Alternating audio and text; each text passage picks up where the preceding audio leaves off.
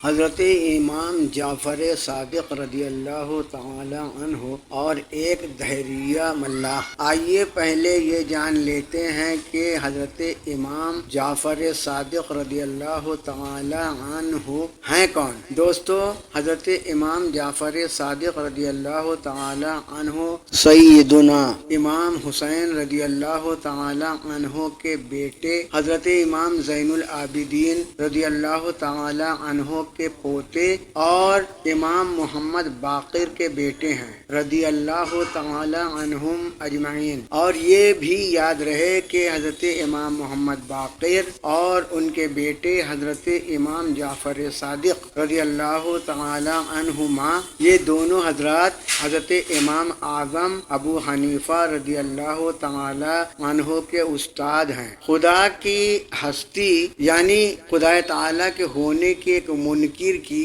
جو ملاح تھا، حضرت امام جعفر صادق رضی اللہ تعالی عنہ سے گفتگو ہوئی۔ وہ ملاح کہتا تھا کہ خدا کوئی نہیں، معاذ اللہ۔ حضرت امام جعفر صادق رضی اللہ تعالی عنہ نے اس سے فرمایا، تم جہاز ران ہو، یہ تو بتاؤ کبھی سمندری طوفان سے بھی تمہیں سابقہ پڑا؟ وہ بولا، ہاں مجھے اچھی طرح یاد ہے کہ ایک مرتبہ سمندر کے سخت طوفان میں میرا جہاز پھنس گیا تھا۔ حضرت امام نے فرمایا، پھر کیا ہوا؟ وہ بولا، میرا جہاز غرق ہو گیا اور سب لوگ ڈوب کر ہلاک ہو گئے۔ آپ نے پوچھا، تم کیسے بچ گئے؟ وہ بولا، میرے ہاتھ جہاز کا ایک تختہ آ گیا، میں اس کے سہارے تیرتا ہوا ساحل کے کچھ قریب پہنچ گیا، مگر ابھی ساحل دور ہی تھا کہ وہ تختہ بھی ہاتھ سے چھوٹ گیا۔ پھر میں نے خود ہی کوشش شروع کر دی اور ہاتھ پیر مار کر کسی نہ کسی طرح کنارے آ لگا۔ حضرت امام جعفر صادق رضی اللہ تعالی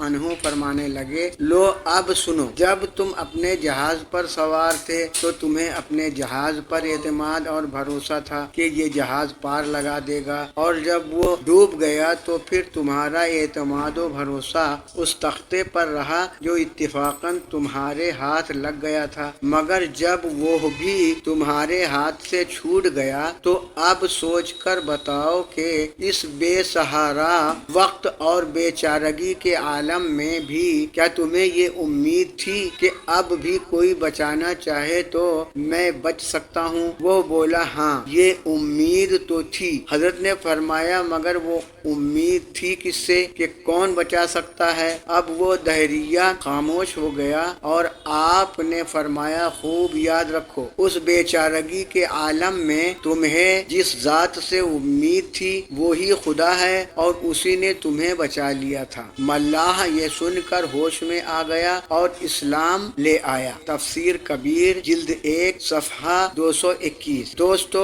اس واقعہ سے ہمیں یہ سبق ملا کہ خدا ہے اور یقیناً ہے، اور مصیبت کے وقت غیر اختیاری طور پر بھی خدا کی طرف خیال جاتا ہے، گویا خدا کی ہستی کا اقرار فطری چیز ہے۔